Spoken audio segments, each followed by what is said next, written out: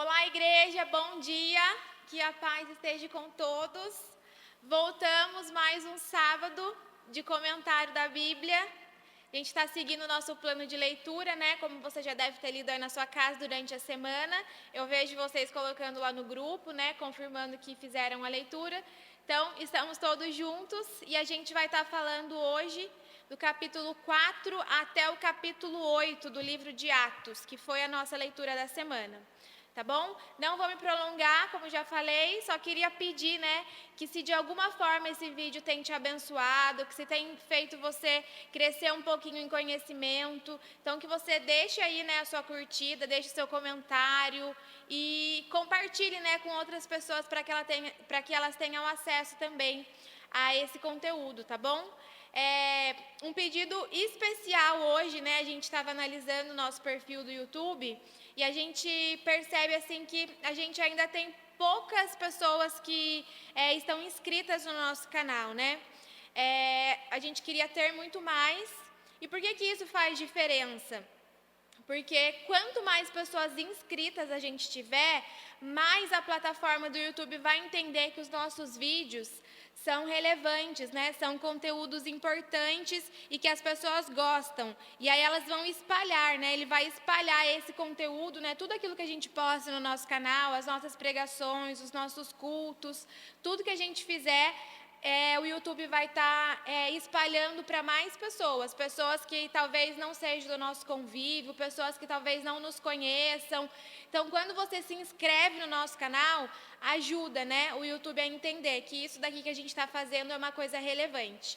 Tá? Então, se você ainda não se inscreveu, por favor, faça isso agora, dá uma paradinha no vídeo para você não esquecer, vai lá, se inscreve no nosso canal e depois você pode compartilhar e seguir aqui com o nosso comentário de hoje, tá bom? Muito obrigada, vamos lá para a gente já não se demorar, né? Não se prolongar muito. Estou nesse propósito de fazer vídeos curtos, igual as outras pessoas têm feito. É um desafio para mim, mas acho que deu certo. O último foi mais curtinho, né, gente? Vocês viram. Então, vamos lá. A gente vai estar falando hoje, né, começando aqui no capítulo 4. O livro de Atos, na verdade, ele é uma história, né? Lucas está relatando aqui a história da igreja. Então, não tem tanta coisa assim de diferente para a gente ver, não tem muitas observações que eu consiga fazer.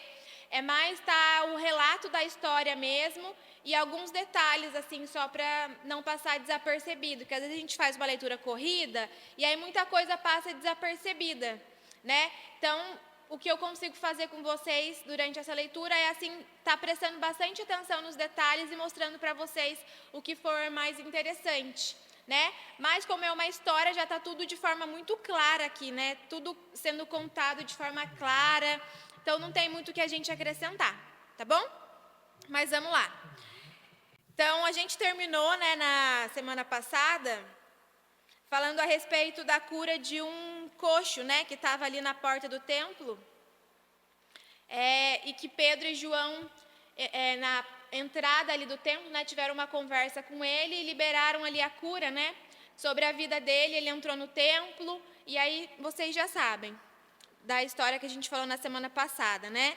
E aí, hoje no capítulo 4, como eu falei para vocês, né, as coisas estavam acontecendo ali já de forma assim maravilhosa, né? O Espírito Santo agindo mesmo através da vida deles, através da igreja que estava começando ali.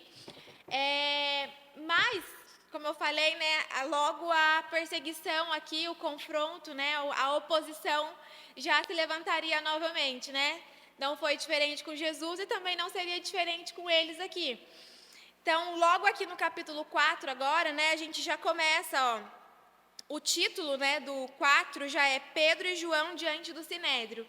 Então, aquele milagre que aconteceu ali, né, aquilo que eles tinham realizado, que eles tinham feito, deixou muitas pessoas maravilhadas, mas os líderes, né, aqueles que estavam à frente do templo ali, eles não ficaram satisfeitos. Eles começaram a ficar incomodados com aquilo que estava acontecendo, porque eles já tinham conseguido cumprir o objetivo deles, que era matar Jesus. Então, Jesus já tinha sido crucificado. E aí, talvez na cabeça deles, né, aquilo que Jesus estava pregando tinha cessado, tinha parado. Mas, pelo contrário, né, agora estava avançando, né? As pessoas não tinham parado. Aqueles que Jesus chamou, eles deram continuidade. Então, aquilo começou a causar ali já algum desconforto nesses líderes.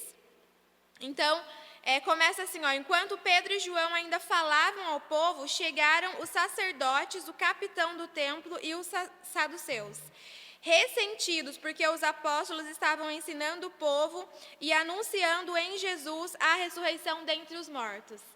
Então, eles falam aqui que eles ficaram ressentidos, né? Eles estavam chateados, porque Pedro, João e os demais apóstolos, eles estavam ali pregando, né, a ressurreição. Então, eles estavam ali realmente como testemunhas de Jesus. Lembra que o Espírito Santo era para torná-los testemunhas, e era isso que eles estavam sendo aqui, ó. Eles estavam pregando a ressurreição de Jesus dentre os mortos.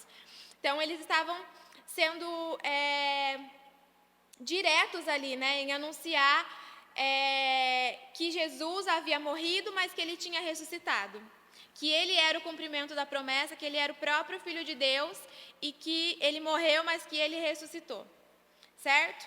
Então, eu separei aqui, ó, do capítulo 1 até o versículo 22, Pedro e João são presos, né, por uma noite, para que não falassem mais em nome de Jesus. Então, os líderes chegaram ali, né, os líderes do templo, fala que os sacerdotes e os capitãos. Quem eram os capitãos, né? Eram as pessoas que estavam abaixo do sumo sacerdote e que comandavam a organização ali da guarda do templo, tá? Só para a gente ter uma noção, aquilo dali era um império mesmo que tinha levantado ali, a ponto de ter guardas, de ter polícia. Então, aqui a gente está falando de um confronto, e não é um confronto de oposição de gentios, não era romanos, não era ninguém contrário, né, aos judeus. Era um confronto aqui dos próprios judeus. Por quê? Porque estava uma igreja saindo de dentro da igreja. Foi isso que Jesus iniciou ali, era isso que estava acontecendo. Uma igreja saindo de dentro da igreja. E aquela igreja, aqueles líderes, aquelas pessoas que tomavam conta daquele reinado ali, daquele império, né, que dominava ali a igreja, eles não estavam satisfeitos. Então, tinha o sumo sacerdote e os capitãos, que eram quem organizava ali toda a guarda, né, todo o policiamento mesmo, é assim que fala, né, os guardas, o policiamento ali do templo. Então, eram os responsáveis por prender as pessoas que estavam fazendo coisas contrárias, por atrapalhar ali alguma coisa que eles não estivessem gostando. Então, tinha uma polícia ali mesmo, que fazia parte do ministério ali da igreja, certo? Então, eles chegaram ali, eles foram interrogar, né, por eles estarem falando em nome de Jesus, e eles prenderam Pedro e João por uma noite, durante aquela noite. Eles levaram eles para o cárcere e eles passaram a noite ali na prisão, tá? Na manhã seguinte, eles foram interrogar novamente. E aí eles não tinham muito motivo para deixar eles presos ali, né? Não tinha muito o que acusá-los, né? Não tinha o motivo ali do porquê acusá-los. A única revolta deles é que eles estavam fazendo aquele movimento de Jesus crescer, né? Na primeira pregação a gente viu que 3.000 pessoas foram batizadas, e aqui já fala que o número já tinha crescido, eles já eram mais ou menos 5.000 pessoas. Então, esse movimento, né, dessa igreja que estava saindo de dentro da igreja, estava crescendo tanto, né, como a gente leu na semana passada. Eles caíam na graça do povo e o número de pessoas sendo salva, o Senhor ia fazendo aumentar. Então, de 3.000 aqui já passou para 5.000, ó, já tinha 2.000 pessoas a mais, né? E eles queriam fazer com que aquilo parasse, porque o receio deles é que eles perdessem o domínio, que eles perdessem o controle da igreja, né? Porque, como a gente viu lá no passado, lá em Marcos, não era só a questão de liderança, tinha muitas outras coisas por trás, né? Aquilo dali era fonte de renda de muitas pessoas, né? O intuito deles ali não era só pregar o evangelho, mas era também arrecadar muito dinheiro. Eles eram pessoas muito ricas. Então, isso que estava fazendo, né? Essa conversão das pessoas poderia tirar esse domínio deles. Esse era o receio maior deles. Certo? Então, é por isso que eles ficavam indignados. Então, a igreja estava crescendo, já tinha aqui um número de quase 5.000 pessoas. E eles foram interrogar mais uma vez na manhã seguinte, Pedro e João. E aí Pedro mais uma vez toma a palavra e ele fala, né? Importa que a gente obedeça a vocês ou a Deus. Ele usa essa frase aqui de forma bem certeira, né? Eles não ficaram com medo, eles não se acovardaram, pelo contrário, eles falavam assim com muita ousadia, como alguém que tinha muita coragem, porque era assim que eles estavam naquele momento, né? Cheios do Espírito Santo, cheios de coragem e cheios de ousadia. Então, toda a interrogação, né, que eles faziam, Pedro tinha resposta, tudo eles tinham algo a dizer ali, né? Sempre sendo enfáticos a respeito daquilo que eles tinham feito com Jesus. Vocês crucificaram Jesus, vocês mataram Jesus, mas ele não ficou preso, ele não ficou morto, porque Deus o ressuscitou dentre os mortos, né? Então, sempre trazendo isso de volta e falando ali, deixa eu achar aqui exato o versículo, né? Então, aqueles homens ali, aqueles líderes, eles ordenaram, né? A partir de hoje, vocês estão proibidos. A gente vai soltar vocês, mas a partir de hoje, vocês estão proibidos em falar, né? No nome de Jesus. Então, eles fizeram ali várias ameaças, né? E essa proibição. Mas Pedro e João responderam. Os senhores mesmo, aqui já no versículo 19, mas Pedro e João responderam, os senhores mesmo julguem se é justo diante de Deus ouvirmos antes os senhores do que a Deus, pois nós não podemos deixar de falar das coisas que vimos e ouvimos. Então ali eles declararam, né, vocês crucificaram Jesus, vocês mataram, Deus o ressuscitou, porque ele é o próprio Deus, ele é o próprio Filho de Deus, Jesus é o Filho de Deus. E agora vocês estão aqui nos proibindo de falar em nome deles. Mas se eu sei que ele é Deus, julguem vocês. Importa mais que eu obedeça a vocês ou ao próprio Deus? Julguem vocês, né? O que vocês acham que é justo? Que eu pare de falar das coisas que eu vi, que eu ouvi, porque vocês querem? Ou obedecer a Deus? Então eles estavam declarando ali, nós não vamos parar. Façam o que vocês quiserem, podem nos prender, fiquem à vontade. Nós, porém, não nos calaremos. Nós não deixaremos de falar das maravilhas, daquilo que nós vimos e daquilo que nós ouvimos. Essa foi a declaração. E aí já ainda no capítulo 4, versículo 23 até o 31, né? Pedro e João são livres ali, eles não tinham, né, nenhum motivo assim próprio mesmo para condenar ou para mantê-los presos. E eles tinham também receio, né, com o povo. Por quê? Como o número estava crescendo muito, eles tinham o receio de que o povo se rebelasse contra eles, né, em favor de Pedro e João, visto já o que eles estavam fazendo ali. Então, não tinha nada assim que pudesse realmente incriminar, então eles tiveram que deixar eles irem, tá? Então, do 23 ao 31, já é Pedro e João fora da prisão, que se reuniram ali então com os outros apóstolos, com os discípulos, e eles foram contar, né, tudo o que tinha acontecido durante aquela noite, né, da hora que eles foram presos até a hora que eles foram soltos, né, toda a conversa, todo o debate que teve ali, eles foram relatar e contar. E aí, tem uma coisa aqui muito importante, né, a respeito disso, porque quando eles foram livres e eles se reuniram, eles foram orar. A primeira coisa que eles foram fazer foi orar. E a oração deles, né, diferente do que a gente pode pedir às vezes, né, até para a gente comparar com as nossas próprias orações, com aquilo que a gente pede muitas vezes para o Senhor, né, eles foram orar e eles foram falar aqui a respeito de inimigos, né, de pessoas que estavam se opondo àquilo que eles estavam fazendo.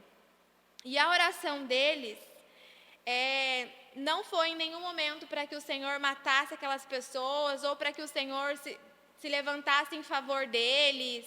Não, eles foram orar pedindo por mais ousadia. Eles pedem aqui, ó, no 24.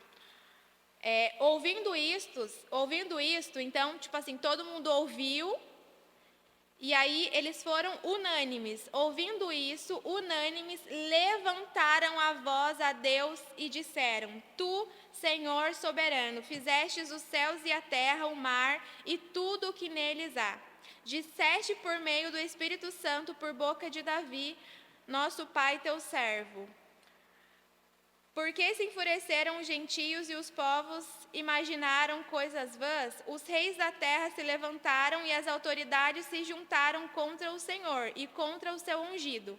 Então eles se levantaram unânimes, todo mundo orando, todo mundo em voz alta orando ao Senhor. E aí eles citam um salmo aqui, né?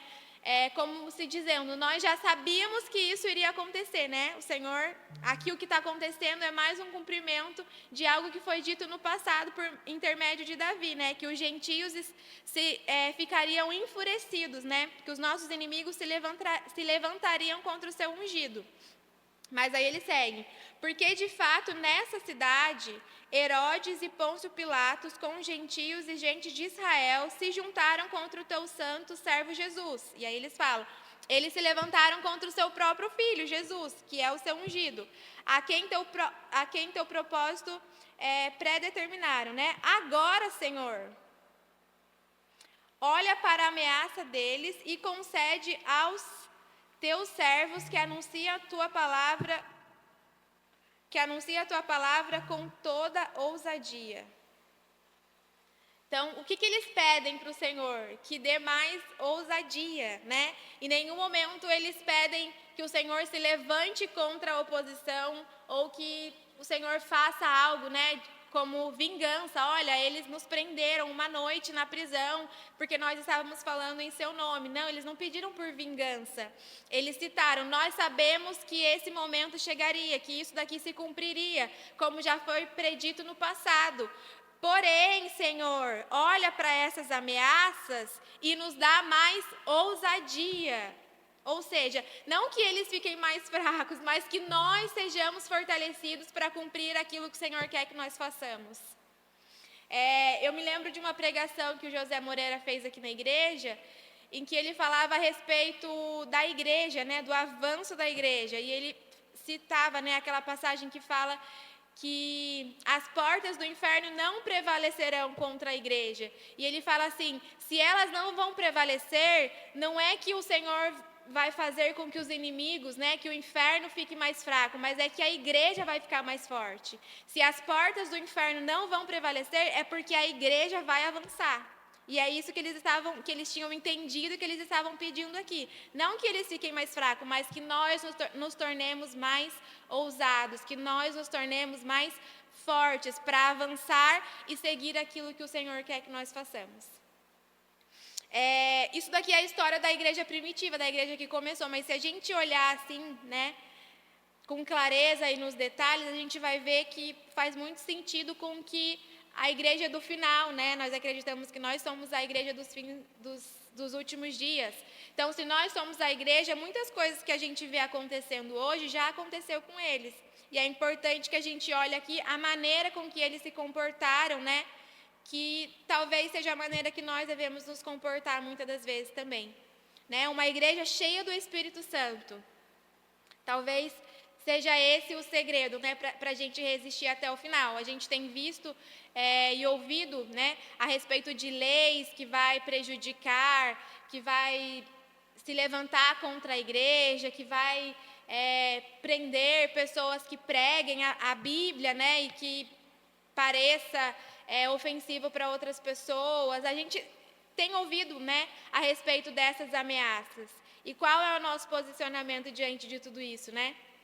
Deveria ser, né, deve ser o mesmo que eles tiveram aqui, né? Que em nenhum momento a gente venha retroceder por medo, mas que a gente venha orar todos os dias por mais revestimento do Espírito e por ousadia, para não parar e não ceder no meio do caminho. Que nada, né, nenhuma virtude, nenhum valor da Bíblia seja negociado, mas que nós nos tornemos cada vez mais fortes e ousados, né? Para que se cumpra essa palavra, então, de que as portas do inferno não vão prevalecer, porque elas não vão parar a igreja do Senhor, né? A igreja não vai parar. E essa é uma verdade. Se nós pararmos, a gente pode ter certeza que a igreja do Senhor, ela vai avançar e ela vai vencer, certo? Aí do versículo 32 até o 37, aí já encerrando o capítulo 4, vem falar a respeito da organização aqui, né? Como acho que a gente já falou no último vídeo, de como era, né? Que eles tinham tudo em comum, que eles dividiam, que ali não tinha... Nessa igreja que estava nascendo, né? Uma das diferenças que tinha da anterior, não, porque era tudo da mesma igreja, mas uma das diferenças que tinha a respeito desse império, né, de igreja que estava sendo ali dominado pelos sacerdotes, é que diferente, né, daquela igreja que uns eram muito ricos e outros muito pobres, aqui o que eles estavam tentando implementar ali na mente das pessoas, né, que não deveria ter diferença, então que todos deveriam ser iguais, não tem que ter um ser mais rico, o outro mais pobre, né?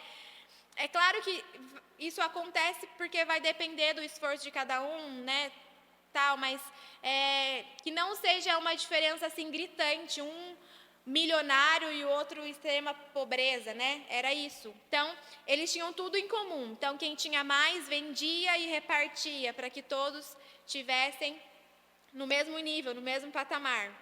Então, era isso que eles estavam fazendo, né? Que não houvesse necessitados no meio deles, mas que todos fossem supridos pela igreja. E aí, algumas pessoas, né, se sobressaem aqui, né? Aparecem mais. No 36 e 37, ele vem falar a respeito de Barnabé. Então, José, a quem os apóstolos chamavam de Barnabé, que quer dizer filho da consolação, um levita natural de Chipre, vendeu um campo que possuía, trouxe o dinheiro e o depositou aos pés dos apóstolos. Então, ele fala a respeito aqui do testemunho desse homem, né, Barnabé, que vendeu uma propriedade que ele tinha e trouxe todo o dinheiro ali e colocou aos pés dos apóstolos. E muitas pessoas, né, é até triste a gente falar a respeito disso, eu nem gosto de entrar nesses assuntos, mas muitas pessoas se apropriam disso daqui, né, para induzir as pessoas nos dias de hoje a doar os seus bens para a igreja, né, a doar aquilo que elas têm, às vezes o pouco recurso que ela tem, né, as pessoas usam passagens assim isoladas como essa daqui para induzir as pessoas a esse erro, né, de trazer e de entregar tudo que elas têm para a igreja, quando na verdade o que estava sendo feito aqui é aquilo que a gente acabou de falar, né, eles estavam trazendo ali para os apóstolos, porque os apóstolos era quem estava responsável por dividir, né, e tornar justo, né, o ambiente de igreja que eles viviam. Ninguém vai ser mais pobre, ninguém vai ser necessitado, né? Do que depender de nós vamos entregar aquilo que nós temos, né? Então, os apóstolos ali, eles estavam entregando a vida mesmo pelo ministério, né? E repartindo todo o bem, tudo aquilo que era arrecadado naquelas reuniões que eles tinham, eles estavam repartindo entre a igreja, tá? Então, não era para enriquecer. Quando a gente vê alguém induzindo as pessoas a entregar aquilo que elas têm para que elas sejam beneficiadas, então está totalmente fora. Foge, porque isso não é Bíblia, tá bom? E aí segue, já entrando no capítulo 5. Então eles começaram a fazer, e aqui ele cita, né, uma pessoa que fez isso de forma direta. Ele fala a respeito de Barnabé, ele usa esse exemplo. Por quê? Porque agora no 5 aqui vai entrar uma história bem conhecida, né, Ananias e Safira. Começa assim o 5, ó. Entretanto, certo homem chamado Ananias com a sua mulher Safira. Por que tem esse entretanto? Porque é uma conexão com a história anterior. Então ele acabou de falar de Barnabé, daquilo que Barnabé tinha feito, do testemunho desse homem, e aí ele entra em Ananias e Safira, que é uma ligação. Por quê? Porque são histórias bem parecidas, né? O que um fez, o outro também tentou fazer, só que com intenções diferentes, né? Enquanto Barnabé entregou ali o seu bem, entregou ali a sua posse, realmente para abençoar outras pessoas, para repartir com necessitados, Ananias e Safiras vêm com um coração diferente. Acabei de falar, né, a respeito do número de pessoas, 5.000 pessoas ali que se converteram, que se batizaram de uma hora para outra. Mas é claro que no meio deles tinham também pessoas que talvez tenha entrado ali no embalo, tenha pego carona, né? E talvez não tivesse ainda entendido o evangelho de fato, né? Não teve ainda a compreensão daquilo que estava sendo pregado. E aí eles vêm com um coração um pouquinho diferente, né? Eles entregaram, eles venderam, eles entraram num acordo ali, na verdade, entre eles, marido e mulher, eles fecharam ali e eles fizeram um acordo, né? Sobre o que eles falariam ali para os apóstolos. Então, o que pegou aqui, né? Foi essa lealdade de um para o outro que fez com que os dois caíssem. Né? Eles pegaram parte do dinheiro, eles venderam a posse, eles pegaram parte do dinheiro e eles levaram para a igreja. E o que pegou ali, né, foi o fato de eles tentar fazer parecer uma coisa que não era verdade, né? Talvez aquelas pessoas que estavam entregando o que elas tinham, né, eram pessoas queridas, né? As pessoas passaram a gostar delas, né? E eu acho que talvez foi isso que eles quiseram fazer aqui nesse caso, né? Tentar parecer pessoas piedosas, pessoas generosas, ou fazer, né, com que as pessoas gostassem mais delas por aquilo que elas estavam entregando. Talvez fosse esse o coração, né? Quando eles trouxeram ali, Ananias trouxe o dinheiro e entregou ali, Pedro perguntou para ele, né, Ananias, por que você deixou isso entrar no seu coração? Por que você quis mentir para o Espírito Santo? E aqui também tem um detalhe, né, que ele fala, né, você deixou o mal entrar no seu coração, fazendo com que você mentisse para o Espírito Santo. Por que você quis fazer isso? E aí ele segue, ele fala assim, e você não mentiu a homens, você mentiu a Deus. Ou seja, falando aqui mais uma vez a respeito, né, de que o Espírito Santo, ele é Deus, ele faz parte da Trindade, né? Às vezes existem algumas discussões a respeito disso, mas aqui ele mostra, né, ele fala, vocês mentiram ao Espírito. E depois ele segue, não a homens, mas a Deus, ou seja, o Espírito Santo é Deus, tá? Então, voltando para a história deles, então essa talvez fosse a intenção do coração deles, né? Fazer parecer piedoso, fazer parecer generoso, fazer parecer que eles também tinham o mesmo coração dos apóstolos ali.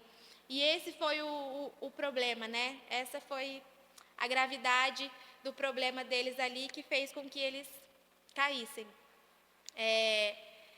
Ele fala com Ananias, né? E ele fala assim, ó, por que você deixou esse mal entrar no seu coração e por que você mentiu para Deus, né? E naquele momento ele caiu morto. E fala que 3 horas depois, não foi na mesma hora, 3 horas depois, a Safira chegou, a esposa dele chegou. E ela teve a oportunidade de falar a verdade, né? Ela não sabia do que tinha acontecido. E aí eles perguntaram para ela, olha, foi por esse valor que vocês venderam o campo? E ela confirmou, a mesma história de Ananias, sim, foi por esse valor. E aí ele fala mais uma vez, né? Por que vocês fizeram isso? O campo era de vocês. Não era necessário que vocês vendessem e entregassem nada. Vocês podiam vender e ficar com todo o dinheiro para vocês. Veja que não era uma imposição da igreja, todo mundo tem que fazer, todo mundo tem que vender. Né? Diferente do que eu falei que a gente vê às vezes acontecendo hoje. Não era imposto. O dinheiro é seu, o campo é seu, o dinheiro é seu. Não precisa mentir. Não precisa fazer parecer uma coisa que não é. Né?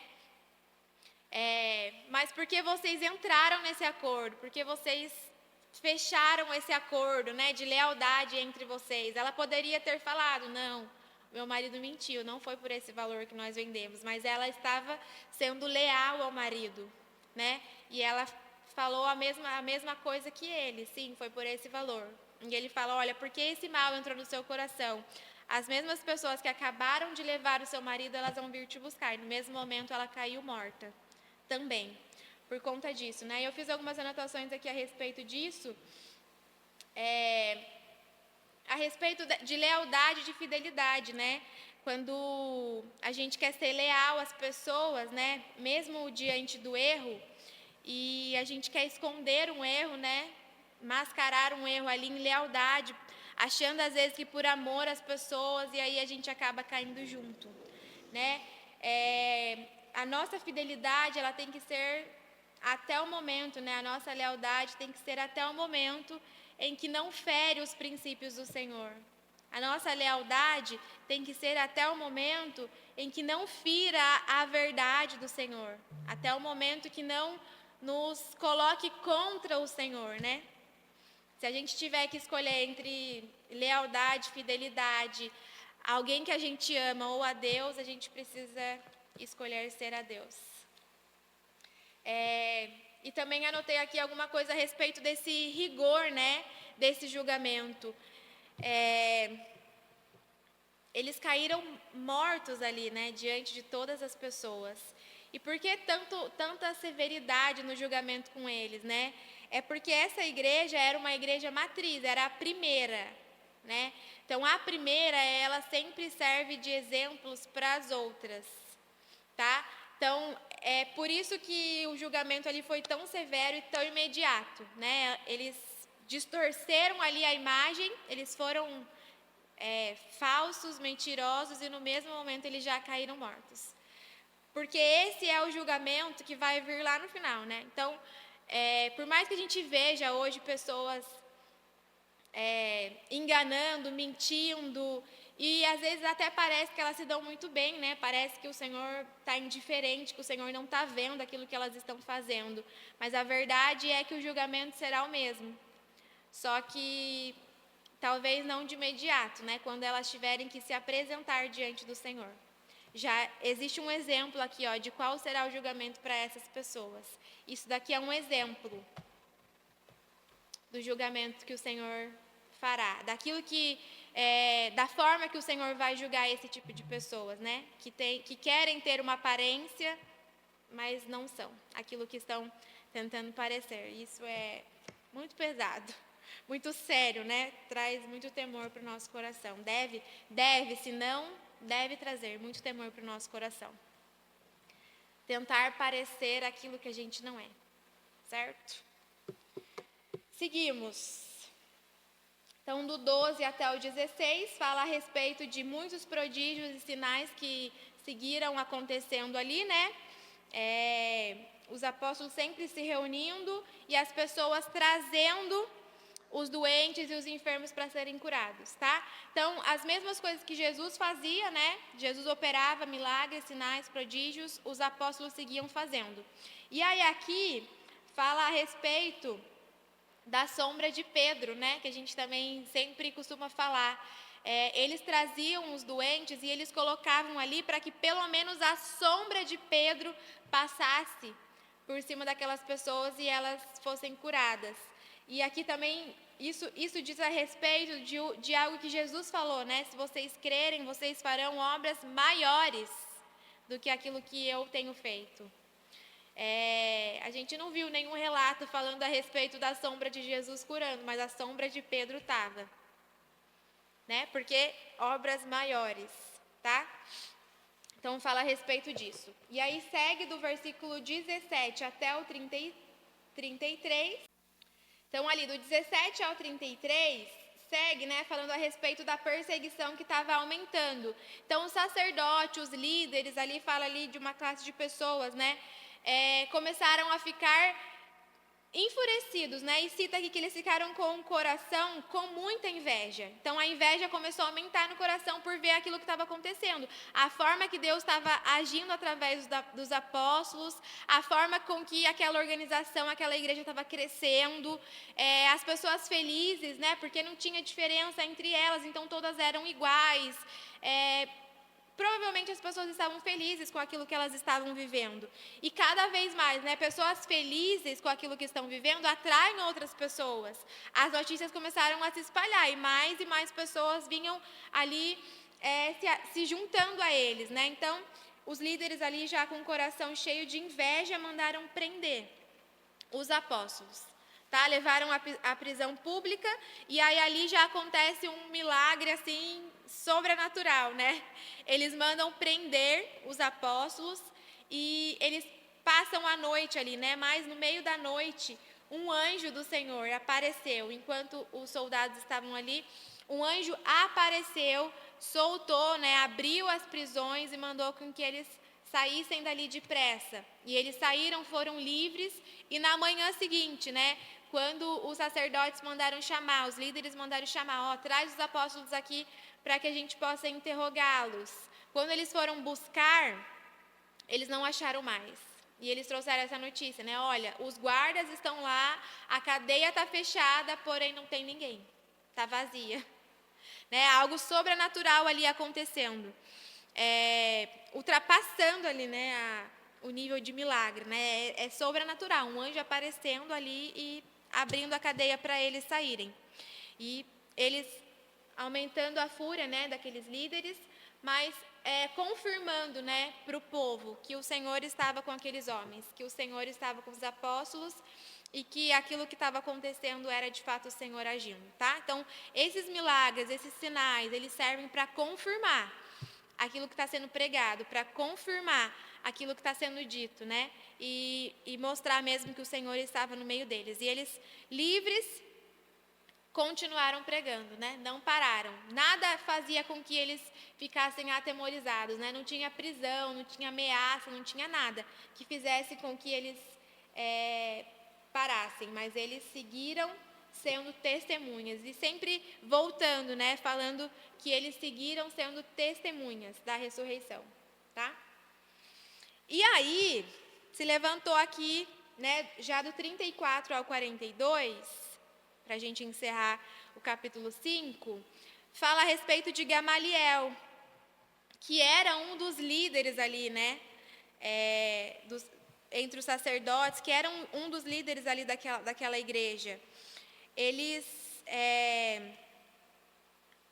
falam, né, no 34, mas levantando-se no sinédrio um fariseu chamado Gamaliel, mestre da lei.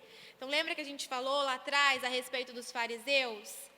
Que eram aqueles que procuravam seguir a lei ali à risca, que observavam, né, cada detalhe, cada palavra que estava escrito ali, para seguir a risca e não errar em nada. Gamaliel era uma dessas pessoas, né, um líder que ensinava, não só conhecia e seguia, mas ensinava as outras pessoas, né, era um professor ali, né, ensinando as leis.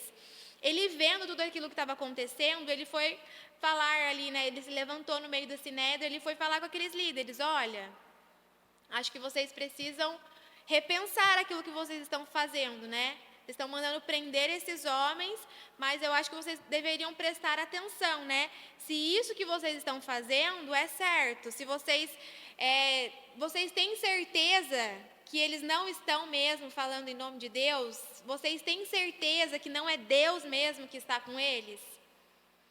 Porque se for, ele usa essa frase, né? Se for Deus que está agindo através da vida deles, então vocês estão lutando contra Deus. Há possibilidade de vencer contra Deus? Gamaliel já sabia. Então ele deu esse conselho. Há possibilidade de lutar e prevalecer contra o Senhor? Não tem. Então, se atentem, prestem atenção, abram os olhos, né?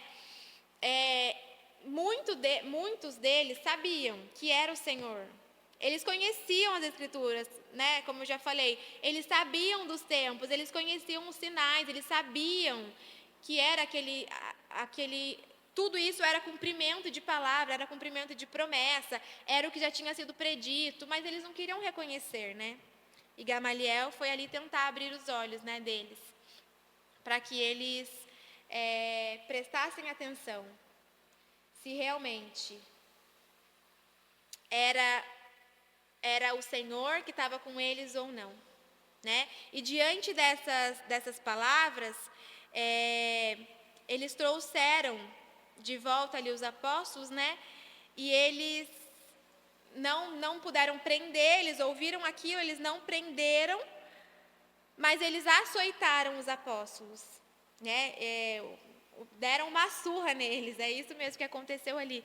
Eles deram uma surra, eles açoitaram e depois liberou eles. E aí fala que eles ficaram muito felizes, né? Mais uma vez, eles não voltaram para casa tristes, eles não ficaram chateados. Olha, Deus, a gente estava pregando no seu nome, a gente estava falando em nome do Senhor, e esses homens vieram aqui e nos bateram, e nos machucaram, e nos feriram o nosso corpo. Não, eles ficaram felizes por terem sido achados dignos de sofrer em nome do Senhor. Cara, era uma igreja muito diferente. Quando eu olho aqui para eles, eu fico com vergonha. É isso que me dá, vergonha. Daquilo que eu tenho sido como igreja. Estou falando de mim, tá? Daquilo que eu tenho sido como igreja, né? Isso daqui que eles viveram é uma coisa muito forte, muito profunda, né? É como a gente vê as pessoas falando, né? O que eles viram, o que eles entenderam que nós ainda não entendemos. Que nós ainda somos muitas das vezes fracos assim diante do Evangelho, né? A gente quer tudo confortável, tudo facinho, tudo bonitinho, tudo organizado, nada pode sair do nosso controle. Olha o que eles estavam vivendo aqui, né? Eles estavam apanhando e eles estavam felizes por terem sido achados dignos de sofrer em nome do Senhor. Isso aqui é demais, demais, demais, demais.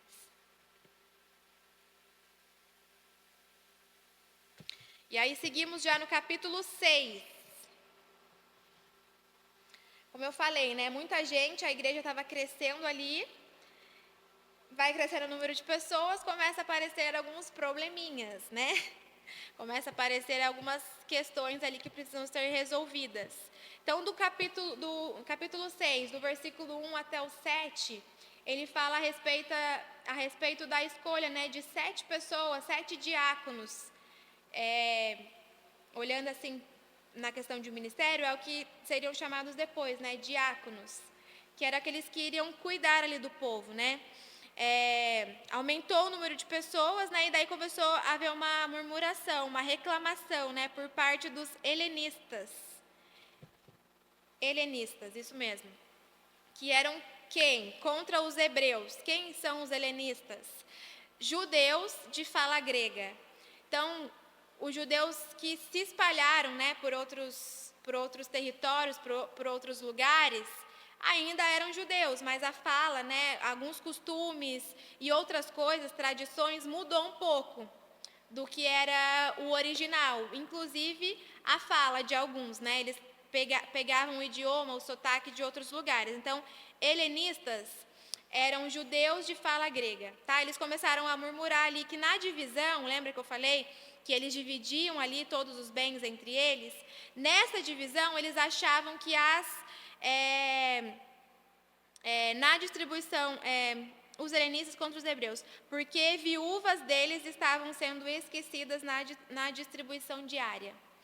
Então, eles começaram a murmurar e a reclamar, né? Que na hora de dividir ali os bens, na hora de dividir os valores, as viúvas do nosso povo, né, da nossa classe aqui, elas estão sendo desfavorecidas, elas estão sendo esquecidas, tá? Uma das ordens do Senhor era que as viúvas, os órfãos e as viúvas fossem cuidados pela igreja, né? E eles faziam isso, eles seguiam isso, mas eles achavam que as viúvas deles estavam sendo esquecidas, tá? E aí foram levar essa questão para os apóstolos. Só que, o que eles falaram ali, os apóstolos, né? Olha, a gente não tem tempo de ficar cuidando dessas questões, né? A gente precisa se dedicar na oração e na palavra. O nosso trabalho, o nosso propósito é oração e palavra. Então, levantem, né? Tragam aqui pessoas, vamos escolher. Essa foi a resposta e a resolução dos apóstolos. Vamos escolher 7 pessoas aqui que vão cuidar dessas coisas, né? De ação social, de parte social, de distribuição, de separação. Vamos colocar pessoas que possam fazer isso, né? Eles seguiram o mesmo conselho que foi dado pelo sogro de Moisés lá no deserto, né? Levante pessoas que possam te ajudar, né? Que possam cuidar de coisas para que você possa se dedicar de fato, né? Para aquilo que você foi chamado. Então, eles fizeram a mesma coisa. Vamos escolher 7 pessoas. Só que não podiam ser quaisquer pessoas, né? Tinham que ter algumas qualidades. Então eles falaram assim, ó: escolham entre vocês 7 homens de boa reputação, cheios do Espírito Santo e de sabedoria, para se encarregar desse serviço. Então tinha 3 qualidades ali, né? 3 coisas que essas pessoas tinham que ter. Então, boa reputação, né? As pessoas que conheciam eles tinham que dar bom testemunho a respeito daquelas pessoas. Tinham que ser agradável para o povo, né? Boa reputação, cheio do Espírito Santo e de sabedoria. Então, pessoas que estão conosco, que estão buscando o Senhor e que estão estando cheios do Espírito, tá? E cheios de sabedoria também. E aí foram escolhidos aqui 7 nomes. Então, eles elegeram Estevão, homem cheio de fé e do Espírito Santo, Filipe, Prócoro, Nicanor, Timão, Parmenas e Nicolau, prosélito de Antioquia. Então, escolheram essas 7 pessoas que foram levantadas ali, então, como diáconos da igreja, que cuidavam, passaram a cuidar, né, dessas questões, então, divisão, distribuição de bens, olhar para as viúvas, para os órfãos, eles ficaram encarregados aqui. Enquanto os apóstolos se dedicaram, né, à oração e palavra, tá? Então, pregar a palavra, oração, e assim seguiu, certo? Então, vamos lá. E aí segue, né, versículo 8 até o 15, ainda do capítulo 6, falando a respeito de Estevão. A gente acabou de falar o nome dele aqui em cima, que ele foi escolhido, né, para estar trabalhando ali na igreja, para cuidar ali das questões, né, das separações, das divisões. Mas aí começa aqui Lucas falando um pouquinho a respeito dele, né, que ele era sábio, cheio de graça e de poder. Então, ele estava cheio do Espírito Santo e ele era uma pessoa sábia. Então, apesar de ele estar cuidando dessas questões, ele não deixava, né, também de pregar a palavra, e através dele acontecia milagres e sinais, tá? Então, cheio do Espírito Santo. Quem é que operava os milagres e sinais? Era o Espírito Santo, através das pessoas, tá? Então, porque ele era cheio do Espírito, ele conseguia fazer várias coisas. Então, ele trabalhava na igreja, ele continuava na pregação, e as coisas aconteciam através da vida dele, tá? E aí, por conta disso, ele foi preso, né? Ele foi levado também diante do Sinédrio. Só que as pessoas não tinham nada ali contra ele, né? E porque elas não tinham nada, elas tiveram que inventar. Eu acho que você já ouviu a frase que diz, né? Que para te acusarem, que elas tenham que mentir a seu respeito. Foi o que fizeram aqui a respeito de Estevão. Eles tiveram que mentir a respeito dele, porque não tinha nada para que pudesse acusá-lo, que não tinha nada que pudesse fazer com que ele fosse condenado, né? Então, eles tiveram que mentir a respeito dele. E aí eles começaram a falar, olha, ele fala blasfêmia, ele fala contra o templo que foi construído ali, né? E que aquela igreja adorava, como eu falei, era um império, né? O templo para eles era sagrado, não podia falar nem contra o templo. Então, eles falam, né, que eles mentiram a respeito de Estevão, falando que ele estava pregando contra o templo e que ele estava trazendo uma nova pregação que ia contra a lei de Moisés, né? E por isso ele foi preso, ele foi levado diante do Sinédrio. E fala, né, só que quando eles olharam ali Estevão preso, quando eles olharam ele ali diante deles, eles viram Estevão, mas o seu rosto era como se fosse de um anjo. Então, o rosto dele já estava diferente. Ele estava tão cheio do Espírito, ele estava tão cheio do Senhor, tão cheio de graça, tão cheio de poder, que o rosto dele já estava diferente, né? E aí segue já no capítulo 7, que é inteiro, né? Falando a respeito da defesa, praticamente inteiro, falando a respeito da defesa de Estevão. Então, do versículo 1 até o versículo 53, é Estevão se defendendo, né? Eles dão a chance ali para que ele pudesse se defender, né? Então, o sumo sacerdote perguntou a Estevão, isso de fato é assim? Isso é verdade? O que eles estão falando de você é verdade? Você está pregando contra o templo? Você está levantando uma nova doutrina? Você está indo contra a lei de Moisés? Essa era a pergunta aqui para ele. E aí Estevão respondeu, né? Eu não vou ler aqui porque é muito grande, mas de verdade, a minha vontade era de ler aqui tudo junto com vocês, porque isso daqui é muito poderoso. E aí ele volta lá, né? Irmãos e pais, escutem, o Deus da glória apareceu a Abraão. Ele volta lá em Abraão. E aí ele vai vindo, né? Falando a respeito de Abraão, e ele fala dos 12, de Isaac, dos patriarcas, de José, ele fala de Moisés, e ele vem vindo, né? Citando ali todos que foram levantados antes de Jesus. Ele fala a respeito de Davi, e ele vem vindo falando da casa de Israel, de Josué, de Davi, de Salomão. Ele chega em Salomão, que foi quem construiu aquele templo, né? De que eles tinham tanto zelo. Ele vem falando, né, a respeito de todo mundo que foi levantado desde Abraão, mas que não foram ouvidos, né? E de que em algum momento o povo sempre se voltava contra aquelas pessoas, sempre não dava ouvidos para aquela pregação que elas estavam trazendo, né? Sempre distorciam e acabavam não dando ouvido para aquilo que estava sendo pregado. E aí ele vem falando, e ele chega aqui em Salomão, que foi quem construiu o templo. Ele fala assim, olha, e o Senhor foi cumprindo todas as coisas através dessas pessoas, até chegar em Salomão, né? Ele fez uma promessa para Davi, que foi cumprida em Salomão, e o templo está de pé. Mas saibam vocês, e aqui acabou, né?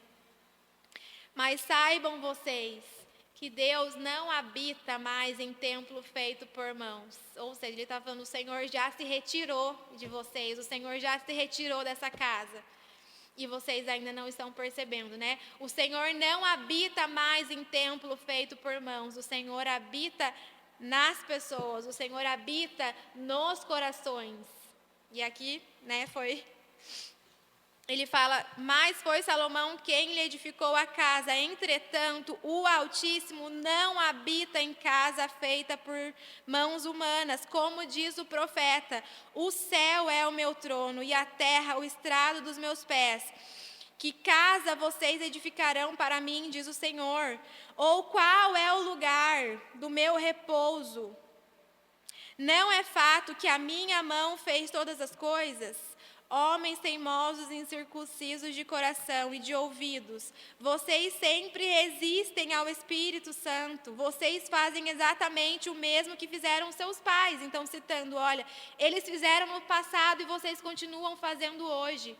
Vocês têm o coração duro, vocês resistem ao Espírito, né? Mas saibam, o Altíssimo não habita mais em casa feita por mãos. O templo não é nada, era isso que ele estava falando aqui, né? O que importa é aquilo que está agora no coração. O Senhor já passou, Ele já mudou de lugar e vocês ainda estão parados. O Senhor já não habita mais no templo. O Senhor habita agora em pessoas. O Espírito Santo, Ele vive agora e Ele se move através das pessoas. Olha a ousadia, né? Eles pediram atrás por ousadia e aqui está Estevão diante do Sinédrio falando isso, tudo isso. Né, dando ali a vida, porque o que vai acontecer depois aqui é que ele vai morrer apedrejado, né, ele entregando a vida dele ali. Eles mataram, né, daí ele segue, eles mataram os que anteriormente anunciavam a vinda do justo, do qual vocês agora se tornaram traidores e assassinos. Eles sempre se levantaram, os seus antepassados sempre se levantaram, né, sempre não deram ouvidos, sempre chegou um momento em que eles não davam ouvidos e vocês permanecem fazendo isso. O justo já veio e vocês se tornaram traidores e assassinos, vocês o mataram, né? Era isso que ele estava falando. E aí segue do 54 até o 60, né? Falando a respeito da morte. Eles ficaram com o coração cheio de raiva e rangiam os dentes. Olha o tamanho do confronto que estava ali, olha o tamanho da afronta, né, que foi para eles ouvir tudo isso, todo esse discurso, toda essa pregação de Estevão. Eles rangiam os dentes, né, eles não queriam aceitar, de fato eles estavam vendo ali o Senhor mas eles não queriam aceitar, né? Eles não queriam reconhecer o erro, a falha que eles tiveram. E rangendo os dentes, né? Eles rangiam os dentes, mas Estevão, cheio do Espírito Santo, fitou os olhos no céu. Né? Naquele momento ali, eu acho que Jesus ficou tão orgulhoso de Estevão naquele momento que ele ficou de pé ali diante do trono, né? Ele ficou de pé para ouvir a pregação de Estevão, para ouvir o testemunho de Estevão ali, o testemunho que Estevão estava dando a respeito dele, né? Mas Estevão, cheio do Espírito Santo, fitou os olhos no céu e viu a glória de Deus e Jesus que estava à direita de Deus, então disse: eis que vejo os céus abertos e o Filho do Homem em pé à direita de Deus. Quando ele olhou para o céu, né? Ele estava ali diante do Sinédrio, mas quando ele olhou para o céu, ele viu o próprio Jesus à direita de Deus, ali, de pé ali, olhando para ele. E ele com os olhos fixos ali, né? Eles, porém, gritando bem alto, porque Estevão falava e cada vez mais alto, e eles não queriam ouvir, eles tapavam os ouvidos, porque era demais, aquele confronto era demais, a pregação era demais para eles, né? E eles não queriam ouvir. E eles começaram a gritar cada vez mais alto, incitando o povo ali, né? Aquelas pessoas contra Estevão, né? Como se dissesse que ele estava blasfemando, que ele não estava falando em nome de Deus, mesmo sabendo que estava, né? Eles apedrejaram Estevão. Eles mataram Estevão a pedradas, essa é a palavra, né? Apedrejaram Estevão até a morte. Mas Estevão estava tão cheio do Espírito, tão parecido com Jesus, que ele usou as mesmas palavras de Jesus quando estava na cruz. Senhor, não leve em consideração esse pecado desses homens. Não lhes impute esse pecado, não leve em consideração o pecado desses homens. E ele morreu. Depois que disse isso, ele morreu. E aí, no versículo 1 do 8, né, que é a continuação aqui, fala assim: e Saulo consentia na morte de Estevão. Por quê? Porque agora ele vai entrar falando a respeito desse Saulo, a respeito de quem era essa pessoa aqui, né? Então, capítulo 8 já, estamos quase encerrando. Fala, né, a respeito de uma grande perseguição. Se já estava difícil aqui, né? As pessoas já começaram a ser mortas, né? Estevão foi o primeiro mártir. Então, a partir daqui, outras pessoas vão começar a morrer também por causa desse evangelho que eles estavam pregando. E aí começa a intensificar a perseguição, tá? E aí começa a falar a respeito de Saulo, ó. Naquele dia teve início uma grande perseguição contra a igreja em Jerusalém. Todos, exceto os apóstolos, foram dispersos pela região da Judéia e de Samaria. Alguns homens piedosos sepultaram Estevão, né, e fizeram grande lamentação.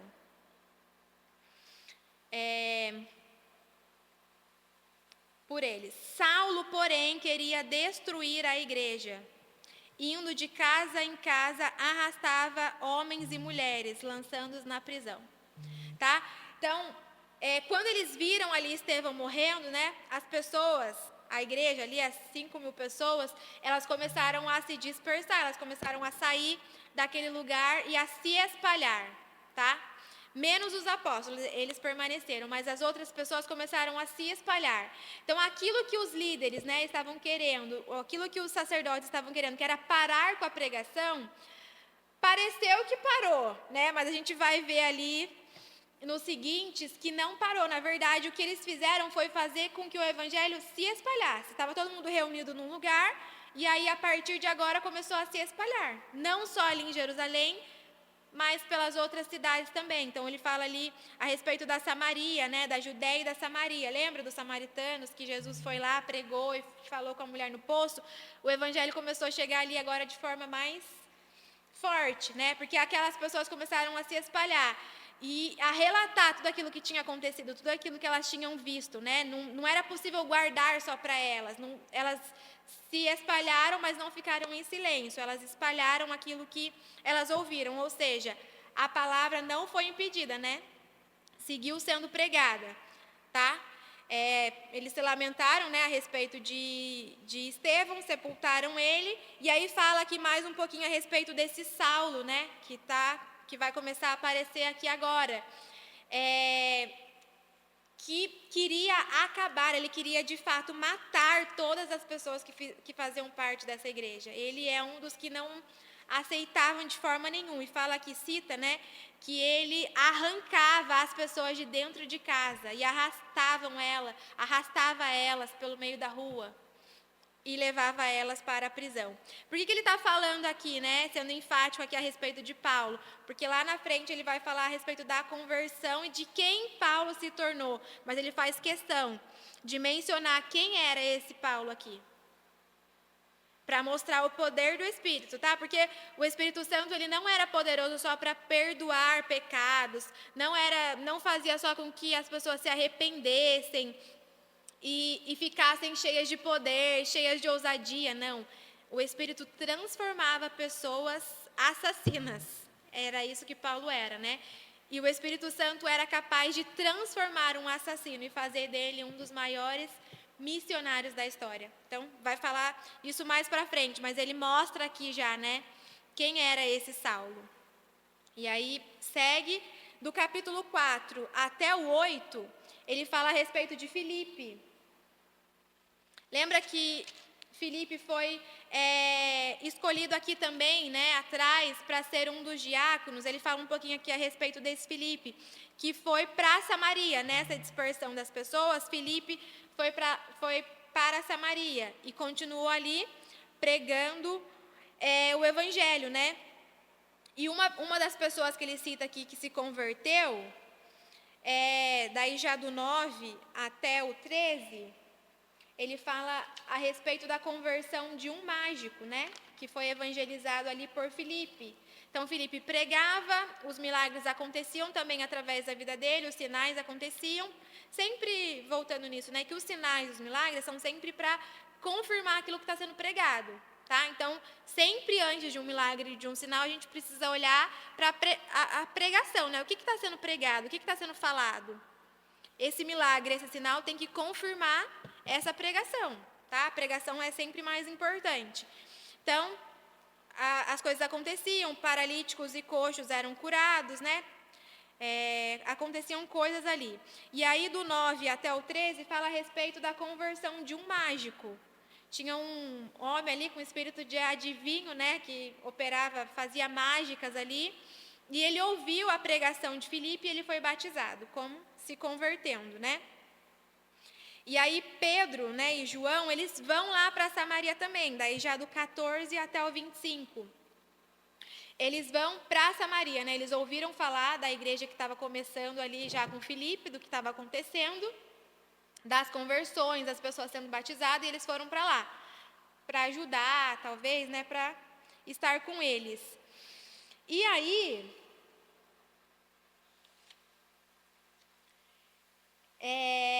numa dessas pregações ali de Pedro, né, e as orações, as pessoas estavam sendo cheias do Espírito, né? Então, quando Felipe pregava, elas se convertiam, se batizavam, em sinal ali de arrependimento, né, e de conversão mesmo. E aí, quando Pedro e João chegam, eles começam a orar e a falar a respeito do Espírito. E aí o Espírito começava a descer sobre aquelas pessoas e elas eram cheias do Espírito Santo, certo? Porque o que muda a vida, mais uma vez, o que muda a vida, o que transforma a vida é o Espírito Santo, né? A gente levanta a mão, a gente se converte, a gente se batiza, mas o que transforma a nossa vida é o Espírito Santo. E é por isso que é tão importante, né, a busca. Às vezes a gente não fala tanto disso a respeito nos nossos dias, né, a respeito disso nos nossos dias, mas a busca pelo Espírito Santo depois de um batismo, depois de uma conversão, ela é muito necessária, porque é o Espírito Santo que vai de fato nos transformar e mudar a nossa maneira de viver, né? A gente pode até mudar algumas coisas, né, que são mais aparentes da nossa vida, e ficar ali com uma imagem boa diante das pessoas, mas a transformação interna do nosso ser, de quem a gente é de verdade, que só a gente sabe, é só o Espírito Santo que pode fazer, tá? Então, por isso que é tão necessário, né? E aí chegou Pedro e João lá falando a respeito desse espírito, né, e profetizando, e elas sendo, as pessoas ali que estavam se convertendo, sendo cheias do Espírito Santo. E esse homem que acabou de falar aqui que era um mago, né, que era um mágico, que tinha ali aquele espírito de adivinhação, talvez, ele viu aquilo, né, ele já tinha se convertido, ele já tinha levantado a mão e já tinha se batizado. Mas ele faz um pedido ali, né, para Pedro e João, né, ele pergunta assim, quanto custa? Quanto que eu devo pagar para que esse poder que está sobre vocês seja transferido para mim? Quanto vocês cobram para me transferir esse poder de colocar a mão sobre as pessoas e elas serem cheias do Espírito Santo? E Pedro ficou revoltado com aquela pergunta, né? Pedro ficou irado ali, né? E ele fala assim, olha, vou falar aqui, vou ler o que ele falou, né? Mas Pedro respondeu que o seu dinheiro seja destruído junto com você. Pedro ficou tão irado, né, com aquela fala dele, com aquele pedido, né, que ele fala que o seu dinheiro seja destruído junto com você. Pois você pensou que com ele poderia adquirir aquilo que é um dom de Deus, né? O seu coração ainda não está convertido, você ainda não entendeu nada. Era isso que ele estava falando. Você ainda não entendeu, o seu coração ainda não foi rendido de fato ao Senhor. Você ainda não teve o entendimento do que é isso daqui. Isso daqui não pode ser comprado com dinheiro. Isso daqui é um dom de Deus, é de graça, né? Mas aquele homem tinha acabado de se converter, né? Ele ainda não, talvez ele não teve aquele tempo ali ainda de entendimento. E é por isso que é muito necessário, né? Esse tempo de entender as coisas, de saber de fato aquilo que nós estamos fazendo, né? Quando a gente se converte. Então, Pedro irado ali, né, com aquilo, e aí o homem, né, esse Simão, ele pede, né, por favor, ore para que o Senhor me perdoe e que isso não aconteça, né, que essa maldade não venha sobre mim, que eu não morra, né. Mas assim, uma observação, né, por que Pedro ficou tão irado? Porque ele sabia o valor, né, daquele dom.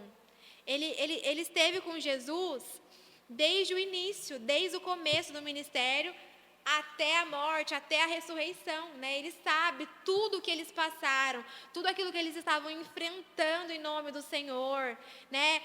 O dom não tinha preço, né? Ele tem valor. Ele vem do Senhor e ele é de graça, mas ele tem um valor que é imensurável, não tem dinheiro que possa pagar, né? Então, como ele sabia do valor, ele ficou irado porque alguém estava colocando preço, né? Quanto que custa? Como assim quanto que custa? Não custa nada, é de graça, mas tem mais valor do que todo o dinheiro do mundo, né? É por isso que ele ficou tão irado a respeito daquilo. E aí ele seguiu ali e depois ele se retirou. E aí segue falando agora do 26 até o 40, para a gente já encerrar o nosso comentário de hoje, ainda falando a respeito de Filipe e de um eunuco, né? Um anjo do Senhor disse a Filipe, levante-se e vá para o sul, no caminho que desce de Jerusalém a Gaza. Esse se acha no deserto. Filipe se levantou e foi. Então, o Espírito falava ali direto com eles, né? Diretamente com eles, e eles davam ouvido, né? O Espírito falou, Filipe, se levanta, vai para o caminho de Jerusalém, né? Para o deserto a caminho de Jerusalém. Imediatamente ele se levantou e foi. E o que ele encontrou, né? Um eunuco ali, da mesma forma que o Espírito tinha falado para ele, aconteceu. Um eunuco ali, numa carruagem, né? Lendo a Bíblia, e fala que ele estava lendo a respeito de Isaías, né? E o Espírito falou, olha, se aproxima dele. E aí ele se aproximou, sentaram juntos e Felipe perguntou, você está entendendo o que você está lendo? E ele fala, não estou entendendo, porque não tem quem me explique, né?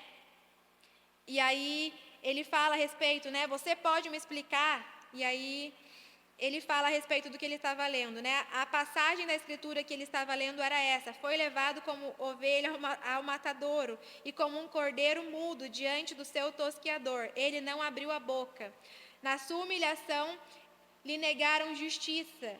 Quem poderá falar da sua descendência, porque a vida dele é tirada da terra? E aí ele perguntou, de quem que o profeta estava falando? A respeito de quem Isaías estava falando? Era a respeito dele mesmo ou é a respeito de outra pessoa? E Filipe, mais do que depressa, trouxe ali a explicação para ele, né? Filipe, que já sabia de toda a história, que conhecia ele falou a respeito de Jesus, né? É a respeito de Jesus que o profeta Isaías estava falando, né? Ele já veio, isso daqui já se cumpriu. Ele já foi morto, mas ele ressuscitou mais uma vez. Testemunha da ressurreição. Isso daqui já aconteceu. Lhe negaram justiça, mas o Pai estava a seu favor. O Pai o ressuscitou dentre os mortos e ele está vivo. E ali eles fazem uma parada, né? Acharam um lugar com água. O eunuco falou: eu quero me converter, eu quero me batizar. Se converteu, Filipe batizou ele. E aqui no momento desse batismo, né, acontece mais uma maravilha, né? Mais um sinal assim poderoso, um sinal claro, né, de que o Senhor estava com ele. Quando ele saiu da água, Filipe batizou ele. Quando ele saiu da água, ele já não viu mais Filipe. Ele foi trasladado, ele foi arrancado dali pelo Senhor diante dos olhos daquele eunuco. E mais uma vez, né, sinais, prodígios, milagres para confirmar a pregação. Então teve uma pregação antes, depois um sinal ali poderoso, né? E aí fala que Filipe foi arrancado dali, né? E o eunuco não o viu mais, e este foi seguindo, né? Ele seguiu pelo seu caminho e não o viu mais, cheio de alegria, já ali por ter entendido e pela conversão, provavelmente, né? Mas Filipe foi visto outra vez em Azoto, e seguindo viagem, evangelizava todas as cidades até chegar a Cesareia. Então ele foi trasladado, tirado de um lugar, colocado em outro, tirado de uma cidade e colocado em outra. E seguiu fazendo aquilo que era o propósito, né? Pregando a palavra pelo seu caminho, né? De cidade em cidade até chegar a Cesareia, cumprindo aquilo que era o propósito, né? Pelo qual ele foi chamado. Então, um sinal, uma maravilha acontecendo para confirmar aquilo que estava sendo pregado, tá? É isso, esse foi o nosso comentário de hoje. Na verdade, só fazendo a leitura assim com detalhes, né? Porque como eu já falei, é uma história, então uma história não tem muito o que ser falado, já está dito, né? O que tem que ser dito já está dito aqui. Mas a gente pode olhar com detalhes para servir, né, como exemplo para as nossas vidas e para os dias que nós estamos vivendo e por aquilo que ainda vem pela frente. Talvez a gente precise desses conselhos, talvez a gente precise aprender com esses primeiros apóstolos aqui a maneira de nos comportar, tá? Eu acredito que esse seja o maior propósito desse livro aqui, né? Nos ensinar como nos comportar diante de adversidade, diante de oposição, diante de perseguição, né? Não desistir, não parar, não retroceder, mas continuar no nosso propósito, que é ser testemunho do Senhor. Amém? Que Deus abençoe a sua vida. Mais uma vez, se você tiver alguma dúvida, alguma pergunta, pode deixar nos comentários, que a gente vai te responder com todo prazer, tá bom? Permaneça na leitura e na semana que vem a gente volta, então, a partir do capítulo 9. Certo? Deus abençoe a sua vida.